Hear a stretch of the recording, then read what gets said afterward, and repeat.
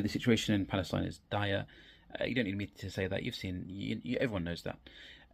The question that kind of comes up is, well, what can I do? Then that's the constant question that's on my mind, and I'm sure on every single person's mind, in terms of, well, what is it that I can do in this situation? I genuinely believe that one of the best ways how we can engage in this issue is for us to be engaging with our MPs. Ultimately, we have to understand that first of all, we were given an opportunity in this country where we can engage with the people who are making decisions, the decision makers who are the MPs, and engage with them in a meaningful way. I don't just mean copy and pasting a templated message. I mean actually going out and making an email to them. And you know what? When I do this, I use ChatGPT and I use some prompts. And I even made a video on my YouTube page in terms of going step by step and how to make these prompts to engage with your MPs. And in fact, where I used to live, actually, the MP and they were a conservative who weren't pro-Palestinian at all, but they actually agreed to meet up with me and talk with me about this issue. Make a personalized message, as personal as you can possibly make it. You know, I sometimes hear people say, oh, but what's the point? All these MPs are Zionists anyway. You're not going to change anybody's mind.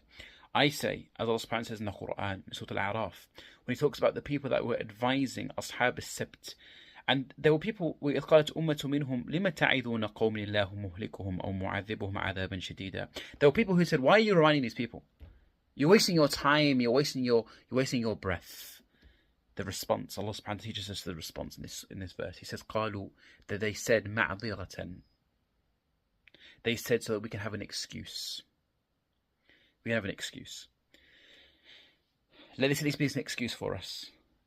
That, yes, we've fallen short. So much we've fallen short with regards to our brothers and sisters in Gaza, but at least if we're reaching out to our MPs, it can be a مَعْذِرَةً إِلَى رَبِّكُمْ. وَلَعَلَّهُمْ يَتَّقُونَ, and perhaps they're going to have, of course, in the verse Allah subhanahu wa ta'ala talking about taqwa, but perhaps they're going to change their mind. Recently we saw how MPs pressured to recognize Palestine as a state. I know that's not the end objective. I know that there's so much more that can be done, but it shows that with pressure that things can change in terms of, with regards to MPs, don't have a defeatist mentality. Don't think, oh, well, there's no point, they're not going to change their minds anyway. No, Allah subhanahu wa ta'ala teaches us to do your part.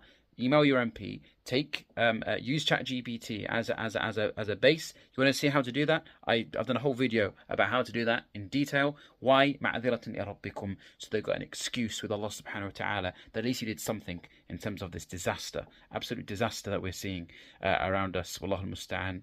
Wassalamu alaikum. The situation in Palestine is dire.